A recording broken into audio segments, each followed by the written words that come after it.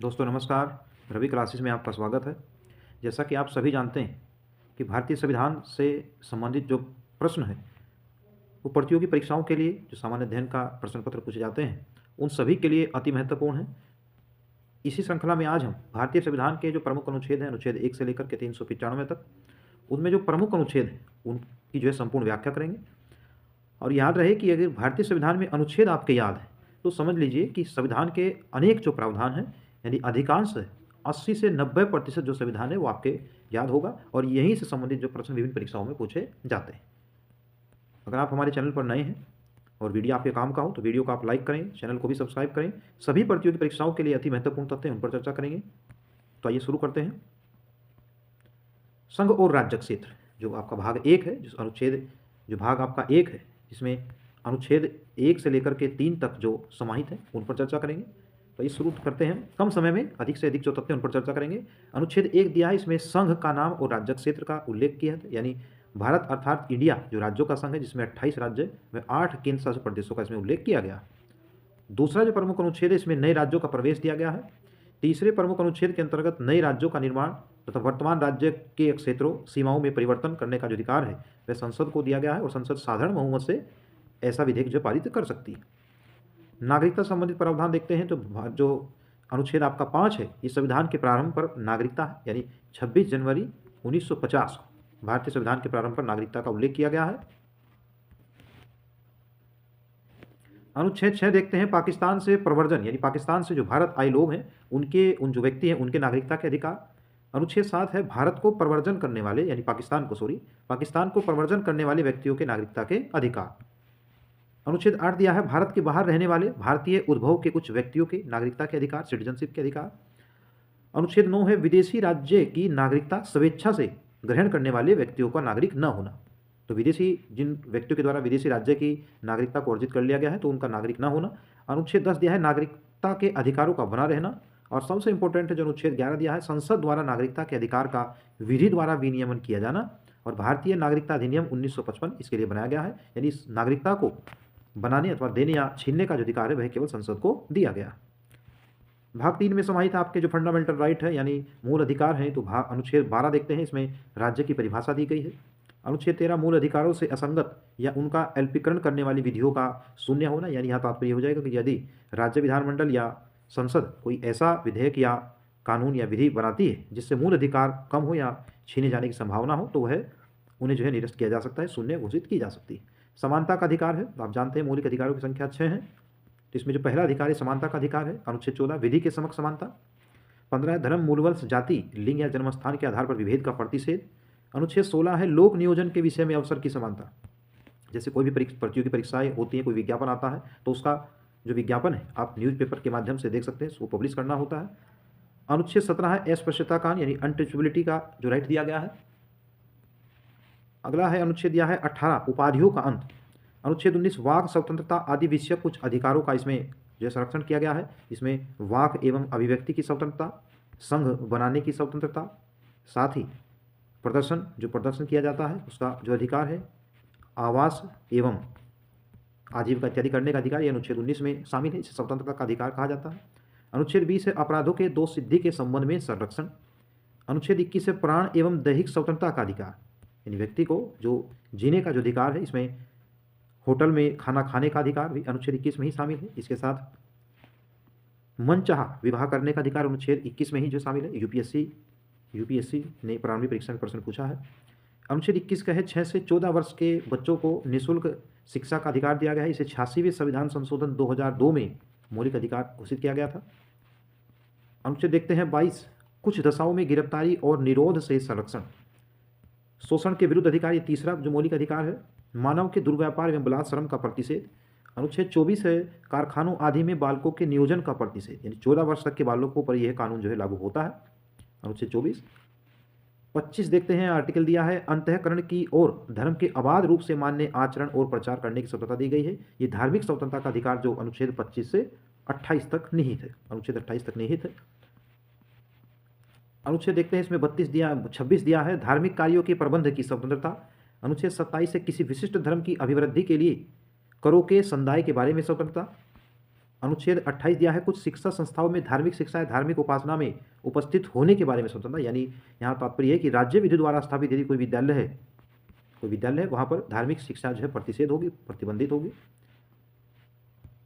आपका जो अधिकार है मौलिक अधिकार, पांचवा जो मौलिक अधिकार है संस्कृत युक्त शिक्षा संबंधी अधिकार, इसमें अनुच्छेद जो 29 दिया है अल्पसंख्यक वर्गों के हितों का संरक्षण, उनकी भाषा, लिपि, संस्कृति को सुरक्षित करने का अधिकार दिया गया है।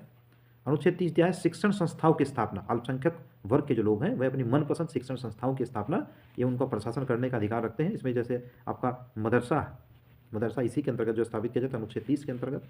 संवैधानिक उपचारों का अधिकार अनुच्छेद 32, इसे बाबा साहब डॉक्टर भीमराव अम्बेडकर जी के द्वारा संविधान की आत्मा कहा गया है, क्योंकि इसके द्वारा जो भाग 3 द्वारा जो नागरिकों को प्रदत्त मौलिक अधिकार है उनको परिवर्तित कराने के लिए इसमें उपचार है। यदि मौलिक अधिकार छीने जाते हैं या उनका विलोपन होता है तो इनके लिए आप 5 प्रकार की याचिका जो है यानी रिट जो है न्यायालय के द्वारा प्रस्तुत कर सकते हैं।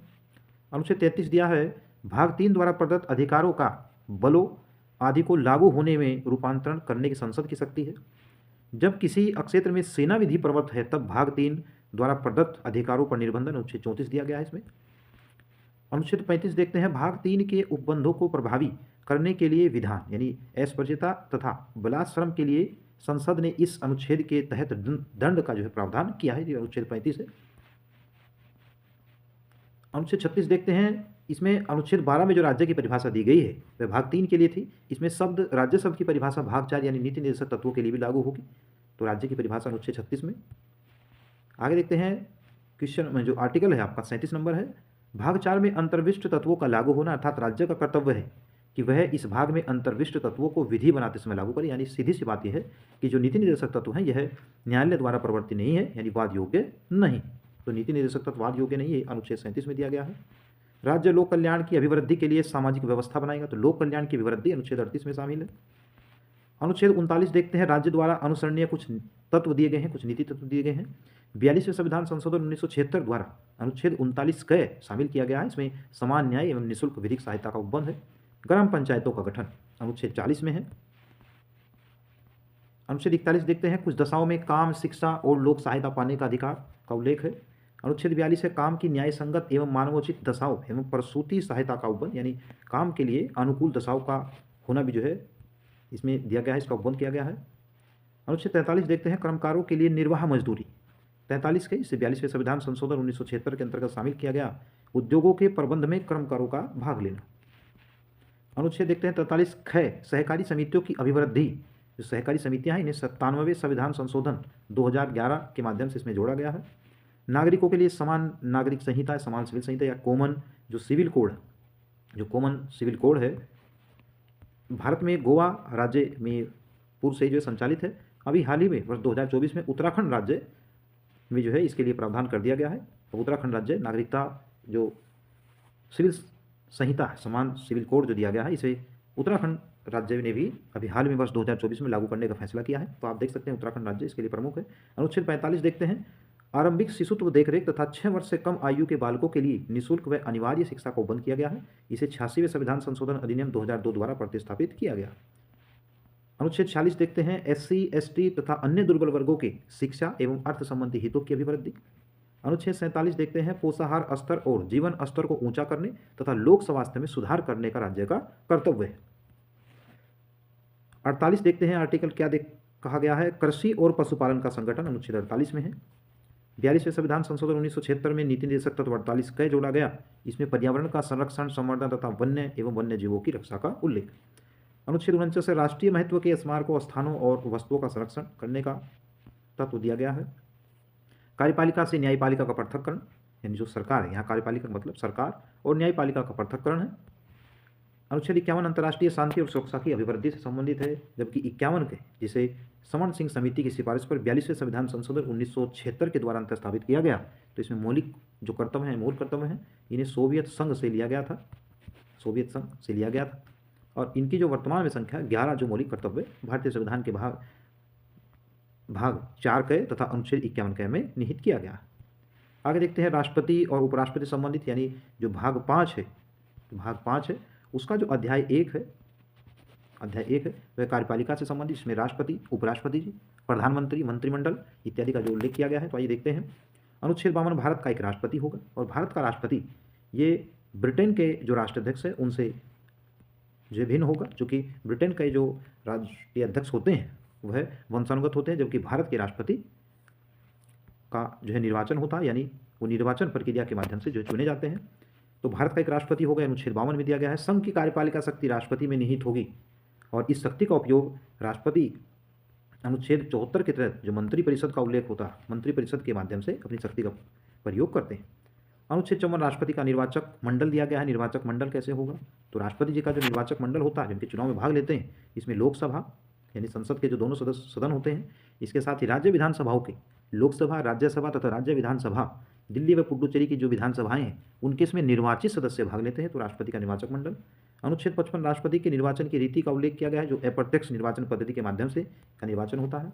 राष्ट्रपति की पदावधि, पद ग्रहण की तिथि से 5 वर्ष तक का जो है समय होता है। हालांकि इसके पूर्व भी राष्ट्रपति अपना पद को त्याग सकते हैं, वह अपना जो त्यागपत्र है वह उपराष्ट्रपति को सौंपते हैं, पुनर्निर्वाचन के लिए पात्रता, यहाँ पर जो संविधान है वह मौन है। यहाँ ये नहीं उल्लेखित है कि एक व्यक्ति कितनी बार जो है राष्ट्रपति बन सकता है। जैसे अमेरिकी संविधान में एक व्यक्ति 2 बार जो है राष्ट्रपति का पद ग्रहण कर सकते हैं, लेकिन भारत में ऐसा कोई उल्लेख नहीं।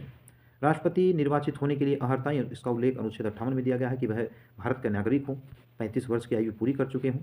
इस तरह की जो योग्यताएं उल्लिखित हैं अनुच्छेद 58 में। राष्ट्रपति पद के लिए जो शर्तें हैं, यथा संसद या किसी राज्य विधानमंडल का सदस्य न होना, यानी लाभ का पद वह ग्रहण न करें। अनुच्छेद 60 देखते हैं, राष्ट्रपति द्वारा जो शपथ या प्रतिज्ञान का जो उल्लेख है वह अनुच्छेद 60 में उल्लेखित है।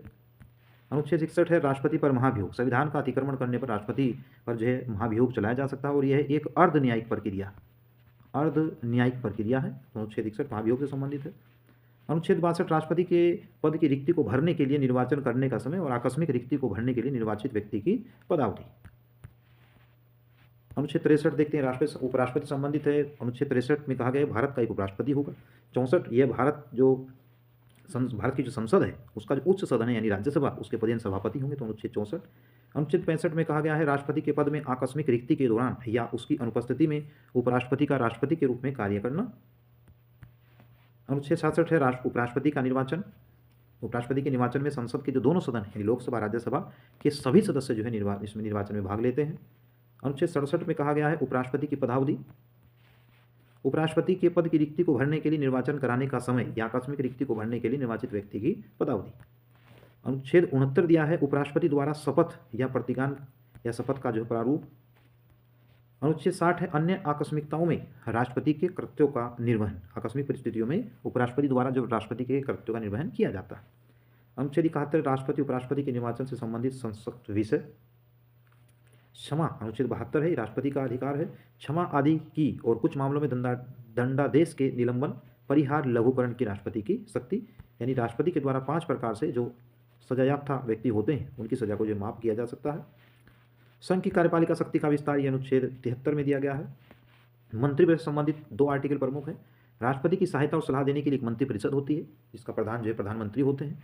अनुच्छेद 75 में मंत्रियों के बारे में जो अन्य उपबंध है। मंत्रियों की जो नियुक्ति है वह राष्ट्रपति के द्वारा की जाती है, और राष्ट्रपति के द्वारा ही प्रधानमंत्री की जो नियुक्ति होती है वह अनुच्छेद 75 के अंतर्गत की जाती है। भारत का महान्यायवादी जो अटॉर्नी जनरल ऑफ इंडिया होते हैं, भारत का जो सर्वोच्च न्यायिक अधिकारी होते हैं, विधि अधिकारी होते हैं। अनुच्छेद 76 के अंतर्गत भारत का एक महान्यायवादी होगा जिनकी नियुक्ति राष्ट्रपति द्वारा की जाती है। अनुच्छेद 77 भारत सरकार के कार्य का संचालन, इसके अनुसार भारत सरकार की समस्त कार्यपालिका जो कार्यवाही है राष्ट्रपति के नाम से ही की जाए। अनुच्छेद 78 देखते हैं, राष्ट्रपति को जानकारी देने आदि के संबंध में प्रधानमंत्री के कर्तव्य हैं। प्रधानमंत्री के राष्ट्रपति के प्रति जो कर्तव्य अनुच्छेद 78 में शामिल है। पार्लियामेंट यानी संसद, इसमें अनुच्छेद 79 या 79 दिया है। इसमें लोकसभा, राज्यसभा और राष्ट्रपति यानी जो भारत देश की जो संसद है उसके 3 अंग हैं, राष्ट्रपति, लोकसभा और तीसरा आपका राज्यसभा। राज्यसभा उच्च सदन तथा लोकसभा निम्न सदन है। अनुच्छेद 80 दिया है राज्यसभा की संरचना, 81 दिया है लोकसभा की संरचना से। अनुच्छेद 82 प्रत्येक जनगणना के पश्चात राज्य को लोकसभा में स्थानों का आवंटन तथा राज्यों को प्रादेशिक निर्वाचन क्षेत्रों में विभाजन का पुनः समायोजन। अनुच्छेद 83 दिया है संसद के सदनों की अवधि, संसद के जो सदन है उनकी अवधि। आर्टिकल नंबर दिया है 84 संसद की सदस्यता के लिए अर्हता, संसद के सत्र, सत्रावसान व विघटन जो राष्ट्रपति द्वारा किए जाते हैं, तो ये ध्यान रखेंगे, इंपॉर्टेंट है। संसद के सत्र, सत्रावसान और विघटन का जो कार्य है वह राष्ट्रपति के द्वारा किया जाता है, इसका उल्लेख अनुच्छेद 85 में दिया गया है। 86 नंबर आर्टिकल है सदनों में अभिभाषण का और उनके संदेशों को भेजने का राष्ट्रपति का अधिकार।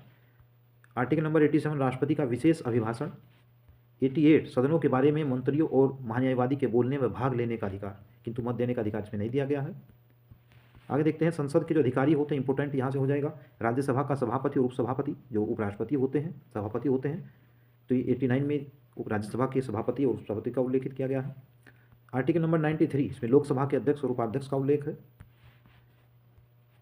सभापति और सभापति, उपसभापति तथा अध्यक्ष और उपाध्यक्ष के वेतन जो भत्ते हैं उनका उल्लेख आर्टिकल नंबर 97 में किया गया। देखते हैं आगे डिस्क्वालिफिकेशन ऑफ मेंबर, यानी सदस्यों की, जो संसद के जो सदस्य हैं उनकी निर्भरताओं से संबंधित तथ्य हैं। इसमें अनुच्छेद 102 है सदस्यों के लिए निर्भरताएं। 103 सदस्यों की निर्भरताओं से संबंधित प्रश्नों पर विनिश्चय, यह विनिश्चय राष्ट्रपति निर्वाचन आयोग की राय से करते हैं। 105 नंबर आर्टिकल है सदनों, संसद के सदनों की तथा उनके सदस्यों और समितियों की शक्तियां एवं विशेषाधिकार आदि। विधायी प्रक्रिया संबंधित है। अनुच्छेद 107 दिया है विधेयकों के पुनः स्थापन और पारित किए जाने के संबंध में उपबंध है। कुछ दशाओं में दोनों सदनों की संयुक्त बैठक, ये ध्यान देंगे, इंपॉर्टेंट है। जो संयुक्त अधिवेशन या जो बैठक है उसका उल्लेख अनुच्छेद 108 में किया गया है और ये प्रावधान ऑस्ट्रेलिया देश के संविधान से लिया गया। तो संयुक्त अधिवेशन ऑस्ट्रेलिया देश के संविधान से लिया गया है। यदि संसद के दोनों सदन किसी विधेयक पर जो है असहमति व्यक्त कर रहे हो तो उसके लिए राष्ट्रपति जो है संयुक्त बैठक आहूत करते हैं, लेकिन इसकी अध्यक्षता लोकसभा अध्यक्ष करते हैं अनुच्छेद 118 के अंतर्गत। अनुच्छेद 109 दिया है धन विधेयक के संबंध में विशेष प्रक्रिया, इंपॉर्टेंट हो जाएगा धन विधेयक। अनुच्छेद 110 देखते हैं धन विधेयक की परिभाषा, अनुच्छेद 110 में दिया गया है। विधेयकों पर राष्ट्रपति की अनुमति, तो ये अनुच्छेद 111 हो जाएगा। आगे देखते हैं अनुच्छेद 112 वार्षिक वित्तीय विवरण, यानी बजट, जिसे हम बजट कहते हैं, वार्षिक वित्तीय विवरण, तो अनुच्छेद 112 में बजट का उल्लेख है। अनुच्छेद 113 देखते हैं संसद में प्राक्कलनों यानी एस्टीमेट के संबंध में प्रक्रिया है। विनियोग विधेयक इंपॉर्टेंट है, अनुच्छेद 114 में इसका उल्लेख है। अनुपूरक अतिरिक्त या अधिक अनुदान, ये अनुच्छेद 115 संबंधित है। लेखानुदान, प्रत्यानुदान और अपवादानुदान, ये अनुच्छेद 116 में से संबंधित है। वित्त विधेयकों के बारे में विशेष उपबंध, ये अनुच्छेद 117। आर्टिकल नंबर 120 दिया है 120 संसद में प्रयोग की जाने वाली भाषा, इसके अनुसार संसद में जो कार्य है वह हिंदी व अंग्रेजी भाषा में किया जाएगा।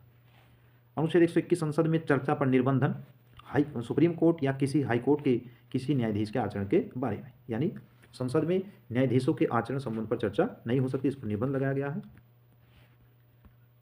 आर्टिकल नंबर दिया है 122 न्यायालय द्वारा संसद की कार्यवाहियों की जांच न किया जाना, न्यायालय जो है संसद की कार्यवाही की जांच नहीं करेंगे। 123 दिया है संसद के विश्रांति काल में अध्यादेश प्रख्यापित करने की राष्ट्रपति की शक्ति, राष्ट्रपति जो है अध्यादेश यानी ऑर्डिनेंस जो जारी करते हैं अनुच्छेद 123 के अंतर्गत जारी कर सकते हैं। और ये उस स्थिति में जारी किया जाता है जब संसद का जो सत्र है, जो दोनों सदन है, वह सत्र में ना हो और किसी विषय पर आकस्मिक परिस्थिति में कार्यवाही करना हो, उसे लागू करना हो, उसके लिए राष्ट्रपति जो है अध्यादेश जारी कर सकते हैं। हालांकि ये संसद यानी सदन के पुनः सम्मेलित होने पर 6 सप्ताह में इसकी मंजूरी मिलना आवश्यक होता है। अनुच्छेद 124 ये सुप्रीम कोर्ट से संबंधित है। 124 में दिया है उच्चतम न्यायालय की स्थापना और गठन, जैसे भारत का जो सुप्रीम कोर्ट है उसकी स्थापना संबंधित है। 125 न्यायाधीशों के वेतन है। कार्यकारी मुख्य न्यायाधीश की नियुक्ति अनुच्छेद 126 में। तदर्थ न्यायमूर्तियों जो तदर्थ न्यायाधीश हैं उनकी नियुक्ति, और ये प्रावधान फ्रांस से लिया गया। तो तदर्थ न्यायाधीशों की नियुक्ति ये फ्रांस से संबंधित प्रावधान है, ये केवल सर्वोच्च न्यायालय में होता है, उच्च न्यायालय में तदर्थ न्यायाधीश यानी हाई कोर्ट में तदर्थ न्यायाधीशों की नियुक्ति नहीं होती। अनुच्छेद 128 देखते हैं उच्चतम न्यायालय ने सुप्रीम कोर्ट की बैठकों में सेवानिवृत्त न्यायाधीशों की उपस्थिति। उच्चतम न्यायालय का जो अभिलेख है, ये जो सुप्रीम कोर्ट है ये एक अभिलेख कोर्ट होगा, अभिलेख न्यायालय होगा, यानी इनके जो निर्णय हैं वह लिखित होंगे और अन्य जो न्यायालय हैं, जो अधीनस्थ न्यायालय है सर्वोच्च न्यायालय के, उन पर जो है आबद्ध कर होंगे। अनुच्छेद 130 सुप्रीम कोर्ट का स्थान जो है परिवर्तित किया जा सकता है। 131 सुप्रीम कोर्ट की आरंभिक अधिकारिता, प्रारंभिक क्षेत्राधिकार। अनुच्छेद 134 सुप्रीम कोर्ट में अपील के लिए प्रमाण पत्र 44वें संविधान संशोधन अधिनियम 1978 द्वारा अंतर्स्थापित किया गया है। आगे देखते हैं अनुच्छेद 136 अपील के लिए सुप्रीम कोर्ट की विशेष इजाजत। अनुच्छेद 137 निर्णयों या आदेशों का उच्चतम न्यायालय द्वारा पुनर्विलोकन किया जाएगा, जिसे आप जुडिशियल जो रिव्यू है वो भी अनुच्छेद 137 में शामिल है, इंपॉर्टेंट है। आर्टिकल नंबर 138 उच्चतम न्यायालय की अधिकारिता की वृद्धि, और यह अधिकार संसद को यानी संसद सर्वोच्च न्यायालय की अधिकारिता में वृद्धि कर सकती है। अनुच्छेद 139 कुछ रिट निकालने की शक्तियों का उच्चतम न्यायालय को प्रदत्त किया जाना। अनुच्छेद 141 सुप्रीम कोर्ट द्वारा घोषित विधि का सभी न्यायालयों पर आबद्ध कर होना। सुप्रीम कोर्ट के जो न्यायाधीश हैं से परामर्श करने की राष्ट्रपति शक्ति, यानी राष्ट्रपति यदि कोई मामला विधि को कोई विषय है वह न्यायिक मामलों से विधिक मामलों से जुड़ा हो तो उस पर राष्ट्रपति जो है उच्चतम न्यायालय के न्यायाधीशों से परामर्श कर सकते हैं, लेकिन इसमें जो है राष्ट्रपति बाध्यकारी नहीं है। Comptroller and auditor general of India यानी नियंत्रक महालेखा परीक्षक अनुच्छेद 148 में इसका उल्लेख है, इसकी नियुक्ति राष्ट्रपति द्वारा की जाती है। आगे देखते हैं 149 नियंत्रक महालेखा परीक्षक के कर्तव्य और शक्तियों का उल्लेख है। राज्यपाल से, अब राज्य जो विधानमंडल उससे संबंधित अनुच्छेद दिए गए हैं। अनुच्छेद 153 राज्यों के राज्यपाल का उल्लेख, यानी प्रत्येक राज्य में एक राज्यपाल होगा, लेकिन 7वें संविधान संशोधन अधिनियम 1956 के अंतर्गत एक ही व्यक्ति को एक से अधिक राज्यों का राज्यपाल नियुक्त किया जा सकता है। अनुच्छेद 156 राज्यपाल की कार्यपालिका शक्ति, राज्य की जो कार्यपालिका शक्ति है वह राज्यपाल में निहित होगी। 155 राज्यपाल की नियुक्ति का उल्लेख है, इसकी नियुक्ति राष्ट्रपति द्वारा की जाती है और राज्यपाल जो शपथ हैं वह अपने जो संबंधित राज्य के जो उच्च न्यायालय हैं उसके जो चीफ जस्टिस होते हैं या अन्य जो वरिष्ठ न्यायाधीश होते हैं उनके समक्ष अपनी शपथ ग्रहण करते हैं। अनुच्छेद 156 राज्यपाल की पदावधि का उल्लेख है। राज्यपाल नियुक्त होने के लिए अर्हताओं का उल्लेख है। अनुच्छेद 158 राज्यपाल के पद के लिए शर्तें दिया गया है। 159 राज्यपाल द्वारा शपथ या प्रतिज्ञान का जो स्वरूप है वो दिया गया है और ये संबंधित राज्य के उच्च न्यायालय के चीफ जस्टिस के सामने जो है शपथ ग्रहण करते हैं। अनुच्छेद 160 कुछ आकस्मिकताओं में राज्यपाल के कर्तव्यों का निर्वहन। अनुच्छेद 161 क्षमा आदि और कुछ मामलों में दंडादेश के निलंबन, परिहार या लघुकरण की राज्यपाल की शक्ति। मृत्युदंड को छोड़कर मृत्युदंड की जो सजा है उसे माफ करने का अधिकार ये राष्ट्रपति को दिया गया है, जबकि राज्यपाल कुछ मामलों में निलंबन, परिहार या लघुकरण की जो प्रक्रिया है उसे अपना सकते हैं। अनुच्छेद 162 है राज्य की कार्यपालिका शक्ति का विस्तार इंपॉर्टेंट हो जाएगा। 163 राज्यपाल को सहायता और सलाह देने के लिए मंत्रिपरिषद का उल्लेख है, जिसका प्रधान जो है मुख्यमंत्री होते हैं। राज्य का महाधिवक्ता, जो राज्य का सर्वोच्च जो है विधिक अधिकारी होता है, राज्य का महाधिवक्ता एडवोकेट जनरल कहा जाता है इन्हें। आगे देखते हैं राज्यपाल को जानकारी देने के संबंध में मुख्यमंत्री के कर्तव्य। अनुच्छेद 167 ये किससे संबंधित है? ये मुख्यमंत्री के जो कर्तव्य हैं राज्यपाल के प्रति उनका उल्लेख है। अनुच्छेद 169 देखते हैं राज्यों में विधान परिषदों का उत्साधन या सर्जन। अनुच्छेद 171 विधान परिषदों की संरचना का उसमें उल्लेख है। अनुच्छेद 200 देखते हैं जो इंपोर्टेंट महत्वपूर्ण जो अनुच्छेद उन्हीं पर हम चर्चा कर रहे हैं। अनुच्छेद 200 देखते हैं विधेयकों पर अनुमति या राष्ट्रपति के विचारार्थ आरक्षित। 201 दिया है विचार के लिए आरक्षित विधेयक पर राष्ट्रपति की कार्यवाही। 202 वार्षिक वित्तीय विवरण, ये राज्य संबंधित जो राज्य विधानमंडल के जो बजट होते हैं उससे उल्लेख किया गया और वार्षिक वित्तीय विवरण। अनुच्छेद 210 देखते हैं विधानमंडलों में प्रयोग की जाने वाली भाषा, इंपॉर्टेंट हो जाएगा। विधानमंडल जो राज्य विधानमंडल है उसमें प्रयोग की जाने वाली भाषा का उल्लेख है। विधानमंडल में चर्चा पर निर्बंध। अनुच्छेद 213 विधानमंडल के विश्रांति काल में अध्यादेश प्रख्यापित करने की राज्यपाल की शक्ति। ठीक जिस तरह से अनुच्छेद 123 के अंतर्गत संसद के सत्र जो सदन है वो सत्र में न होने के कारण राष्ट्रपति अध्यादेश जारी करते हैं, ठीक इसी प्रकार से राज्य विधानमंडल के जो सदन है अगर वे सत्र में ना हो तब राज्यपाल भी जो है अध्यादेश जारी कर सकते हैं। आगे देखते हैं अनुच्छेद 214 ये हाईकोर्ट से संबंधित है, राज्यों के लिए उच्च न्यायालय का उल्लेख है। अनुच्छेद 215 उच्च न्यायालयों का अभिलेख न्यायालय होना। 216 उच्च न्यायालय का गठन है। 217 उच्च न्यायालय के न्यायाधीश की नियुक्ति, उनके पद व शर्तें, इनकी नियुक्ति राष्ट्रपति द्वारा की जाती है। उच्च न्यायालय के जो न्यायाधीश हैं इनकी नियुक्ति राष्ट्रपति द्वारा की जाती है। 218 सुप्रीम कोर्ट से संबंधित कुछ उपबंधों का उच्च न्यायालयों को लागू होना। अनुच्छेद 219 हाईकोर्ट के न्यायाधीशों द्वारा शपथ या प्रतिज्ञान। अनुच्छेद 220 अस्थायी न्यायाधीश रहने के पश्चात विधि व्यवसाय से पर निबंधन यानी रोक। अनुच्छेद 221 न्यायाधीशों के वेतन, इंपॉर्टेंट हो जाएगा इसमें। 222 किसी न्यायाधीश का एक हाई कोर्ट से दूसरे हाई कोर्ट में ट्रांसफर यानी अंतरण होना, इंपॉर्टेंट हो जाए 222। 223 है कार्यकारी मुख्य न्यायमूर्ति की नियुक्ति 223 में। 224 में दिया है अपर और कार्यकारी न्यायाधीशों की नियुक्ति। 224 का हाई कोर्ट की बैठकों में सेवानिवृत्त न्यायाधीशों की नियुक्ति। 225 दिया है विद्यमान उच्च न्यायालयों की अधिकारिता, 225 में दिया गया है। अनुच्छेद 226 कुछ रिट निकालने की हाई कोर्ट की शक्ति। 227 दिया है सभी न्यायालयों के अधीक्षण की उच्च न्यायालय की शक्ति, यानी जो राज्य संबंधित जो अन्य अधीनस्थ न्यायालय है वह सभी उच्च न्यायालय यानी हाई कोर्ट की शक्ति के अधीन होंगे। अनुच्छेद 228 कुछ मामलों का उच्च न्यायालय को अंतःकरण। अनुच्छेद 230 हाई कोर्ट की अधिकारिता का संघ राज्य क्षेत्रों पर विचार या अपवर्जन करने की संसद को शक्ति है। अधिकारिता का अधिकार जो उच्च न्यायालय का है वो भी जो है संसद को दिया गया है। 2 या 2 से अधिक राज्यों के लिए एक ही उच्च न्यायालय की स्थापना की संसद की जो शक्ति है ये अनुच्छेद 231 में निहित है, इंपॉर्टेंट है। संघ राज्य क्षेत्र से संबंधित प्रावधान है अनुच्छेद 239 संघ राज्य क्षेत्रों का प्रशासन। 239 के कुछ संघ राज्य क्षेत्रों के लिए स्थानीय विधानमंडलों या मंत्रिपरिषदों या दोनों का सृजन होना। 239 क के दिल्ली के संबंध में विशेष उपबंध। 240 कुछ संघ राज्य क्षेत्रों के लिए विनियम बनाने की राष्ट्रपति की शक्ति।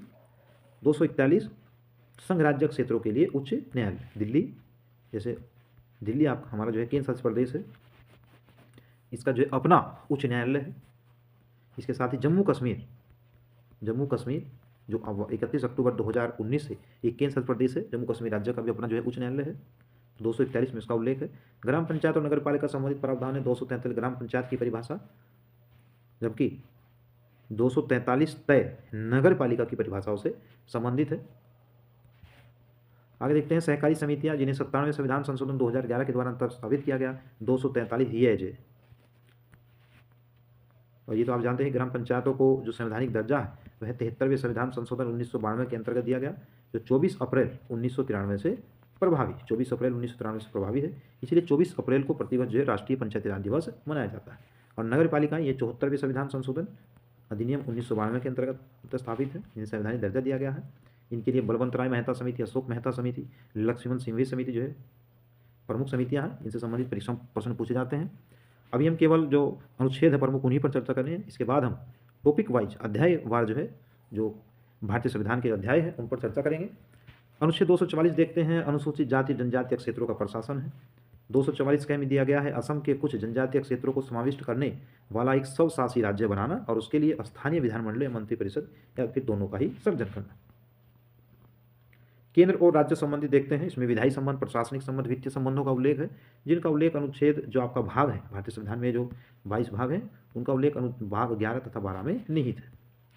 तो अनुच्छेद 245 संसद द्वारा और राज्यों के विधानमंडलों द्वारा बनाई गई विधियों का विस्तार। 246 संसद द्वारा और राज्यों के विधानमंडलों द्वारा बनाई गई विधियों का विषय वस्तु। 247 कुछ अतिरिक्त न्यायालयों की स्थापना का उपबंध करने की शक्ति संसद की जो शक्ति है। 246 के माल और सेवा कर के संबंध में विशेष उपबंध 101वें संविधान संशोधन द्वारा अंतर्स्थापित। 101वां संविधान संशोधन आप जानते हैं जीएसटी से संबंधित है, गुड्स एंड सर्विस टैक्स। तो वस्तु एवं सेवा कर जो 1 जुलाई 2017 से प्रभावी, तो ये 246 के में शामिल है। 248 में अवशिष्ट विधायी शक्तियों का उल्लेख है।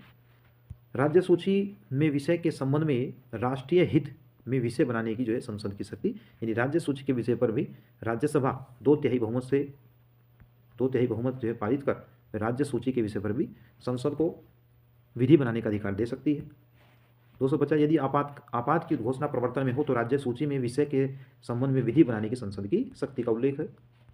251 देखते हैं, संसद द्वारा अनुच्छेद 249 व 250 के अधीन बनाई गई विधियों और राज्यों के विधानमंडलों द्वारा बनाई गई विधियों में असंगति हो।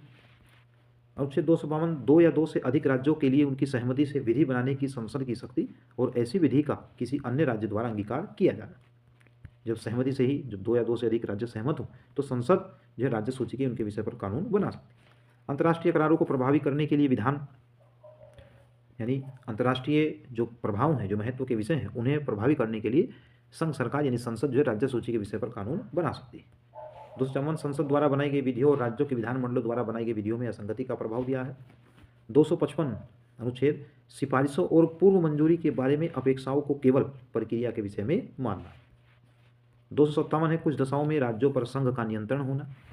260 भारत के राज्य क्षेत्रों के संबंध में संघ की अधिकारिता। अगला अनुच्छेद देखते हैं 262 दिया है अंतर्राज्यिक नदियों या नदी दोनों के जल संबंधी विवादों का न्याय निर्णय।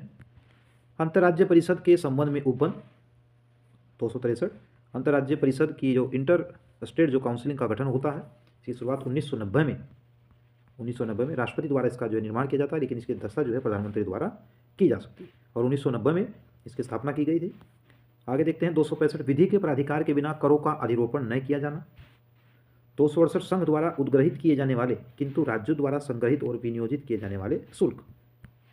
269 देखते हैं संघ द्वारा उद्ग्रहित एवं और संग्रहित किंतु राज्यों को सौंपे जाने वाले कर। 269 क अंतर्राज्यिक व्यापार व वाणिज्य के अनुक्रम में माल और सेवा कर का उद्ग्रहण। 101वां संविधान संशोधन अधिनियम 2016 द्वारा अंतर्स्थापित यानी जीएसटी संबंधित है। आगे देखते हैं अनुच्छेद 270 है संघ द्वारा उद्ग्रहित और संग्रहित तथा संघ और राज्यों के बीच जो है वितरित किए जाने वाले कर। 271 देखते हैं कुछ शुल्कों और करों पर संघ के प्रयोजन के लिए अधिभार। ऐसे कराधान जिनमें राज्य हितबद्ध है, प्रभाव डालने वाले विधेयकों के लिए राष्ट्रपति की पूर्व सिफारिश की अपेक्षा। अनुच्छेद 274 में इसका उल्लेख है। अनुच्छेद 275 कुछ राज्यों को संघ से अनुदान, इंपॉर्टेंट हो जाएगा, राज्यों को संघ से जो अनुदान है अनुच्छेद 275 में शामिल है। वृत्तियों, व्यापारों आजीविकों और नियोजनों पर कर 279 शुद्ध आगम आदि की गणना। 279 क माल और सेवा कर परिषद 101वां संविधान संशोधन अधिनियम 2016 द्वारा अंतर्स्थापित। 280 वित्त आयोग का गठन अनुच्छेद 280 के अंतर्गत राष्ट्रपति द्वारा किया जाता है। वित्त आयोग की सिफारिशों का उल्लेख अनुच्छेद 281 में दिया गया है। आगे देखते हैं संपत्ति का अधिकार। तो संपत्ति का अधिकार 300 क विधि के प्राधिकार के बिना व्यक्तियों को संपत्ति से वंचित नहीं किया जाना। 301 देखते हैं व्यापार, वाणिज्य और समागम की स्वतंत्रता का उल्लेख है। 302 व्यापार, वाणिज्य और समागम पर निर्बंधन अधिरूपित करने की संसद की शक्ति है। 303 व्यापार और वाणिज्य के संबंध में संघ और राज्यों की विधायी शक्तियों पर निर्बंधन। 304 राज्यों के बीच व्यापार, वाणिज्य और समागम पर निर्बंधन। 307 देखते हैं अनुच्छेद 301 से 304 के परियोजनों को कार्यान्वित करने के लिए प्राधिकारी की नियुक्ति का उल्लेख है। 309 देखते हैं संघ और राज्य की सेवा करने वाले व्यक्तियों की भर्ती और सेवा की शर्तें। 310 दिया है संघ और राज्य की सेवा करने वाले व्यक्तियों की पदावधि। आगे है 311 संघ और राज्य के अधीन सिविल हैसियत में नियोजित व्यक्तियों का पदच्युत किया जाना और पद से हटाया जाना या पंक्ति में अवनत किया जाना। 312 है अखिल भारतीय सेवाएं। जो अखिल भारतीय सेवाएं हैं इनका उल्लेख अनुच्छेद 312 में किया गया है। और राज्यसभा की ये जो है राज्यसभा को ऐसे विषयों पर जो है विशेष अधिकार दिया जाता है जैसे अनुच्छेद 249 या अनुच्छेद 312। आगे देखते हैं 315 जो अनुच्छेद है संघ और राज्यों के लिए लोक सेवा आयोग का गठन। 316 सदस्यों की नियुक्ति और पदावधि। 317 लोक सेवा आयोग के किसी सदस्य का हटाया जाना और निलंबित किया जाना। 318 आयोग के सदस्यों और कर्मचारी वृंद की सेवा की शर्तों के बारे में विनियम बनाने की शक्ति अनुच्छेद 318। 319 आयोग के सदस्यों द्वारा ऐसे सदस्य न रहने पर पद धारण करने के संबंध में प्रतिशत। 320 लोक सेवा आयोग के कर्तव्यों का उल्लेख है, इंपॉर्टेंट है, पूछा गया परीक्षाओं में। लोक सेवा आयोग के कर्तव्य अभी जैसे यूपी पीसीएस प्रारंभिक परीक्षा 22 दिसंबर को होने जा रही है तो उसके लिए अति महत्वपूर्ण है। 321 लोक सेवा आयोग पर कर्तव्यों का विस्तार करने की शक्ति। 322 लोक सेवा आयोग की व्यय यानी इसके जो खर्च हैं 322 में। 323 में लोक सेवा आयोग के प्रतिवेदन। अधिकरण जो ट्रिब्यूनल है 323 का ये प्रशासनिक अधिकरण के लिए, 323 का अन्य विषयों के लिए अधिकरण का उल्लेख। निर्वाचन संबंधी प्रक्रियाएं हैं जिनका उल्लेख भारतीय संविधान के भाग 15 में दिया गया है। तो 15 जो भाग है वह निर्वाचन संबंधी। 324 देखते हैं निर्वाचनों के अधीक्षण, निर्देशन और नियंत्रण का निर्वाचन आयोग में निहित होना। धर्म, मूल वंश, जाति के आधार पर व्यक्ति का निर्वाचक नामावली में सम्मिलित किए जाने के लिए अपात्र न होना। 325 326 देखते हैं लोकसभा और राज्यों की विधानसभाओं के लिए निर्वाचनों का वयस्क मताधिकार के आधार पर चुनाव होना, निर्वाचन होना। विधानमंडलों के लिए निर्वाचनों के संबंध में उपबंध करने की संसद की शक्ति अनुच्छेद 327 में निहित है। 328 के द्वारा किसी राज्य के विधानमंडल के लिए निर्वाचनों के संबंध में उपबंध करने की उस विधानमंडल की शक्ति। और 329 दिया है निर्वाचन संबंधी मामलों में न्यायालयों के हस्तक्षेप का वर्जन। आगे देखते हैं जो भाग 16 है जो कुछ वर्गों के लिए विशेष उपबंध से जुड़ा है 330 से 342 तक। तो देखते हैं 330 लोकसभा में SC/ST जनजातियों के लिए आरक्षण यानी SC/ST के लिए स्थानों का आरक्षण है जिनकी संख्या 84 है और अनुसूचित जनजाति के लिए 47 है। आगे है 331 लोकसभा में आंग्ल भारतीय समुदाय का प्रतिनिधित्व जिसे अब 104वें संविधान संशोधन के माध्यम से समाप्त कर दिया गया है। 332 देखते हैं राज्यों की विधानसभाओं में SC/ST के लिए स्थानों का आरक्षण।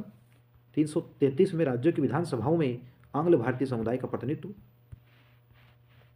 आगे है 334 स्थानों के आरक्षण और विशेष प्रतिनिधित्व का 70 वर्ष के बाद न रहना यानी 95वें संविधान संशोधन अधिनियम 2002 द्वारा ये था संशोधित। 335 सेवाओं और पदों के लिए SC/ST के दावे जो सेवा इत्यादि में जो रिजर्वेशन मिलता है 335 के द्वारा। कुछ सेवाओं में आंग्ल भारतीय समुदाय के लिए विशेष उपबंध अनुच्छेद 336 में। 337 देखते हैं अनुच्छेद 337 आंग्ल भारतीय समुदाय के फायदे के लिए शैक्षिक अनुदान के लिए विशेष उपबंध। 338 देखते हैं इंपोर्टेंट है राष्ट्रीय अनुसूचित जाति आयोग। 338 क इसे 89वें संविधान संशोधन 2003 द्वारा बनाया गया राष्ट्रीय अनुसूचित जनजाति आयोग। 338 का राष्ट्रीय पिछड़ा वर्ग आयोग, इसका गठन 102वें संविधान जो संशोधन अधिनियम 2018 द्वारा इसे संवैधानिक दर्जा दिया गया है। 339 अनुसूचित क्षेत्रों के प्रशासन और अनुसूचित जनजातियों के कल्याण के बारे में संघ का नियंत्रण। पिछड़े वर्गों की दशाओं के अन्वेषण के लिए एक आयोग यानी राष्ट्रीय पिछड़ा वर्ग आयोग 340 के अंतर्गत स्थापित है। 341 अनुसूचित जातियाँ, इन्हें देश के किसी भी क्षेत्र में रहने वाले अनुसूचित जातियों को घोषित करने का अधिकार जो है राष्ट्रपति को दिया गया है। ठीक यही प्रावधान अनुसूचित जनजातियों यानी एसटी समुदाय के लिए भी दिया गया है। 342 के सामाजिक और शैक्षिक पिछड़ा वर्ग। 102वां संविधान संशोधन अधिनियम 2018 द्वारा अंतः स्थापित। भाषा संबंधित भाग 17 संघ की राजभाषा 343 यानी संघ की जो राजभाषा हिंदी है उसका उल्लेख है। 344 राजभाषा के संबंध में आयोग और सदस्य संसद की समिति। आगे देखते हैं 345 राज्य की राजभाषा व राजभाषाओं का उल्लेख यानी राज्य विधानमंडल जो है राज्य के क्षेत्र विशेष में बोली जानी जो राज्य के सर्वाधिक क्षेत्र में बोली जाने वाली भाषा है वे उसे राजभाषा घोषित कर सकते हैं। 345 एक राज्य और दूसरे राज्य के बीच जो पत्रादि की राजभाषा है 346 में। 347 एक राज्य की जनसंख्या के किसी अनुभाग द्वारा बोली जाने वाली भाषा के संबंध में विशेष उपबंध। 348 देखते हैं सुप्रीम कोर्ट हाई कोर्ट में और अधिनियमों और विधेयकों के आदि के लिए प्रयोग की जाने वाली भाषा। 349 है भाषा से संबंधित कुछ विधियां अधिनियमित करने के लिए विशेष प्रक्रिया का उल्लेख है। 350 वैथा निवारण के लिए अभ्यावेदन में प्रयोग की जाने वाली भाषा। आगे देखते हैं 350 ख भाषाई अल्पसंख्यक वर्गों के लिए विशेष अधिकारी की नियुक्ति होना। 351 हिंदी भाषा के विकास के लिए जो केंद्र सरकार है उसे निर्देश दिए गए हैं। आगे देखते हैं आपात उपबंध यानी भाग 18 में इसका उल्लेख है। आपात उपबंध आपातकाल की उद्घोषणा जो तीन आधार पर जो है की जाती है। इसमें आपका युद्ध, बाह्य आक्रमण, विदेशी आक्रमण जो होता है। आपात की घोषणा देखें 353 में दिया गया है आपात की उद्घोषणा का प्रभाव क्या होता है। 354 जब आपात की उद्घोषणा प्रवर्तन में हो तब राजस्व के वितरण संबंधी उपबंधों का लागू होना। 355 में बाह्य आक्रमण आंतरिक अशांति से राज्य की सुरक्षा करने का संघ का कर्तव्य है। तो आक्रमण जो है जो आपातकाल है वह बाह्य आक्रमण, आंतरिक अशांति जो शब्द है इसे हटा दिया गया है 44वें संविधान संशोधन 1978 के माध्यम से। अब इसकी जगह सशस्त्र विद्रोह शब्द जो है प्रयोग किया जाता है। तो विदेशी आक्रमण के द्वारा भारी आक्रमण यानी उसके बाद सशस्त्र विद्रोह इत्यादि के आधार पर राष्ट्रपति के द्वारा राष्ट्रीय आपातकाल की घोषणा की जाती है। अनुच्छेद 356 में राज्यों में संवैधानिक तंत्र के विफल होने की दशा में उपबंध यानी राज्यों में राष्ट्रपति शासन। उत्तर प्रदेश राज्य की बात करें तो अब तक 10 बार यहाँ पर राष्ट्रपति शासन लग चुका है। 357 देखते हैं अनुच्छेद 356 के अधीन की गई उद्घोषणा के अधीन विधायी शक्तियों का प्रयोग। 358 देखते हैं आपात के दौरान अनुच्छेद 19 के उपबंधों का निलंबन होना। 359 आपात के दौरान भाग 3 द्वारा प्रदत्त अधिकारों के प्रवर्तन का निलंबन यानी आपातकाल में मौलिक अधिकारों के निलंबन से संबंधित प्रावधान अनुच्छेद 358-59 में दिए गए हैं। वित्तीय आपातकाल के बारे में उपबंध 360 जो अभी तक भारत में लागू नहीं हुआ है। भाग देखते हैं हम 19 भाग दिया है 361 राष्ट्रपति राज्यपालों और राज्य प्रमुखों को संरक्षण। 361 संसद 361 कह दिया है संसद राज्यों के विधानमंडलों की कार्यवाही के प्रकाशन का संरक्षण।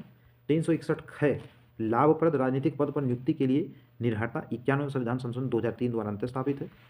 363 कुछ संधियों, करारों आदि से उत्पन्न विवादों में न्यायालयों के हस्तक्षेप का वर्जन। आगे देखते हैं 365 संघ द्वारा दिए गए निर्देशों का अनुपालन करने में या उनको प्रभावी करने में असफलता का प्रभाव। 366 में परिभाषाओं का उल्लेख है। 368 ये संविधान संशोधन से संबंधित है। संविधान का संशोधन करने की ये जो शक्ति है वह संसद में निहित है और उसके लिए प्रक्रिया का उल्लेख दिया गया। इन्हें 3 आधार पर किया जा सकता है साधारण बहुमत से, विशेष बहुमत से तथा विशेष बहुमत तथा आधे से अधिक राज्यों के अनुसमर्थन से। आगे देखते हैं अस्थायी संक्रमणकालीन विशेष उपबंध है 369 दिया गया है अनुच्छेद राज्य सूची के कुछ विषयों के संबंध में विधि बनाने की संसद की शक्ति। 371 राष्ट्र जो महाराष्ट्र और गुजरात राज्य हैं उनके संबंध में विशेष उपबंध। आगे इंपॉर्टेंट हो जाएगा जो 371 क है ये नागालैंड राज्य से संबंधित है। 371 ख ये असम राज्य से संबंधित है, इसके संबंध में विशेष उपबंध है। 371 ग ये मणिपुर राज्य से संबंधित है, जबकि 371 घ ये आंध्र प्रदेश से। 371 अंग ये आपका आंध्र प्रदेश में केंद्रीय विश्वविद्यालय की स्थापना से जुड़ा है।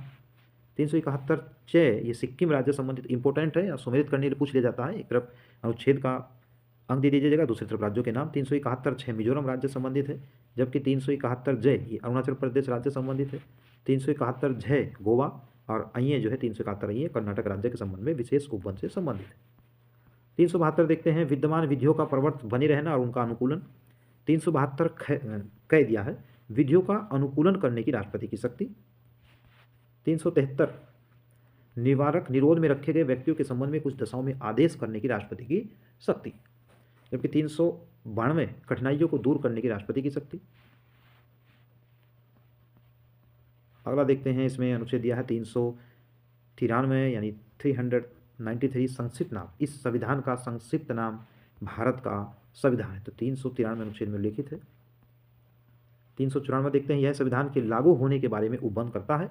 इसके अनुसार अनुच्छेद 5, 6, 7 ये जो दिए गए हैं तथा स्वयं 394 कुल 16 जो अनुच्छेद हैं ये तुरंत और शेष जो है 26 जनवरी 1950 को प्रवर्त होंगे। यानी ध्यान रखने की बात है कि 26 जनवरी को ये शेष जो अनुच्छेद है, ये सारा जो हमारा संविधान है, संपूर्ण संविधान 26 जनवरी 1950 को लागू हुआ जब भारत गणतंत्र बना।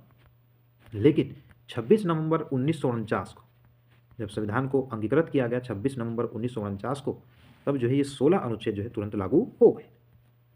आगे देखते हैं 394 के हिंदी भाषा में प्राधिकृत पाठ। 395 इसके द्वारा भारत स्वतंत्रता अधिनियम 1947 तथा भारत शासन अधिनियम 1935 को निरसित कर दिया गया। यानी जो भारत सरकार अधिनियम 1935 था उसे निरसित करके कर दिया गया। 395 अनुच्छेद में इसका उल्लेख किया गया है। तो दोस्तों, हमने जो प्रमुख अनुच्छेद हैं अनुच्छेद 1 से लेकर के 195 तक उन पर चर्चा की है। साथ ही जो अनुच्छेद दिए गए हैं ये सभी जो अनुच्छेद हैं जिन पर हमने चर्चा की है इंपॉर्टेंट है, जो परीक्षाओं के लिए अति लाभदायक है। अब मूल संविधान में 1 से 395 अनुच्छेद शामिल हैं। हालांकि कुछ संशोधनों के माध्यम से अनेक अनुच्छेद जैसे 394 के, तो इनकी संख्या इस आधार से 450 जो अनुच्छेद है उनसे अधिक हो सकती है। लेकिन मूल रूप से जो भारतीय संविधान है उसमें 22 भाग तथा 395 अनुच्छेद ही शामिल। मूल संविधान में अनुसूची की संख्या भी 8 थी, लेकिन संशोधनों के माध्यम से अब अनुसूची की संख्या भी 12 हो गई है। तो उम्मीद है दोस्तों ये वीडियो आपके काम का हो, तो वीडियो आप लाइक करेंगे, चैनल को सब्सक्राइब करेंगे। धन्यवाद।